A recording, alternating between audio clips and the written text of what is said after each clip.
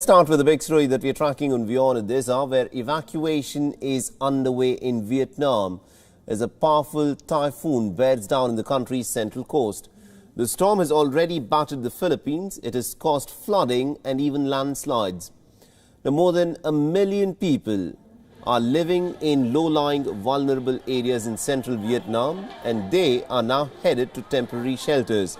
The typhoon Molave lashed the Philippines overnight. It caused flooding, landslides, and it also has left at least about a dozen fishermen missing.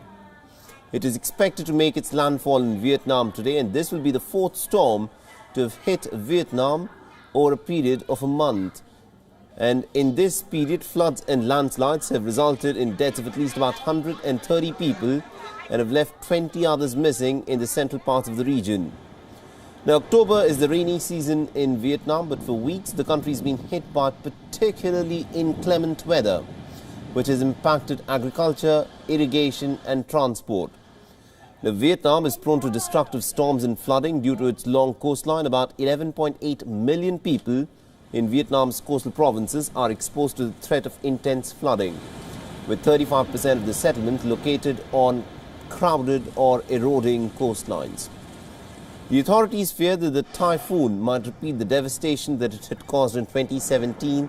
3 years ago, Typhoon Damre had battered the same central lowlands, claiming hundreds of lives, and it had resulted in thousands being displaced. All right, now to give us a sense of what the preparation is like in Vietnam for the impending typhoon, we are joined in by Ben Kritz. He's a journalist who's joining us live from Manila in Philippines. Ben, let me begin by asking you this. This is a typhoon, we're given to understand, which is expected to make its landfall in Vietnam today. Give us a sense of the preparations that are presently underway there. Well, the biggest risk from this storm, as we found out, was flooding. This has a lot of rain to it, and so that's going to be a big problem for Vietnam. They preemptively evacuated about 25,000 people here in the Philippines. It went to the south of Luzon, the main island, and hit the island of Mindoro, which is to the south end, the very southern end of Luzon. There was severe flooding in some areas.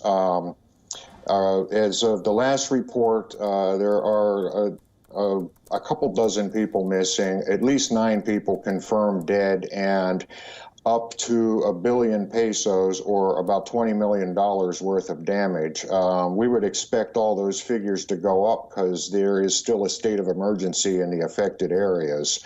So I would say Vietnam is doing the right thing by getting people out of the way. This is a dangerous storm. It was fairly strong when it hit us, and it has strengthened as it's moved off to the west of the Philippines towards Vietnam. Right, at this point of time, how many people are likely to be evacuated? Well, I believe that the figure, the number of people affected was a couple 100,000. And there was only, I was surprised to learn there was only about 25,000 people evacuated, according to the official government source. Some other journalists that I know that are down in the areas that were directly affected by it said that there were a lot more people than that were moved out of the way. Maybe 200,000 people got on the move. And these are not heavily populated areas.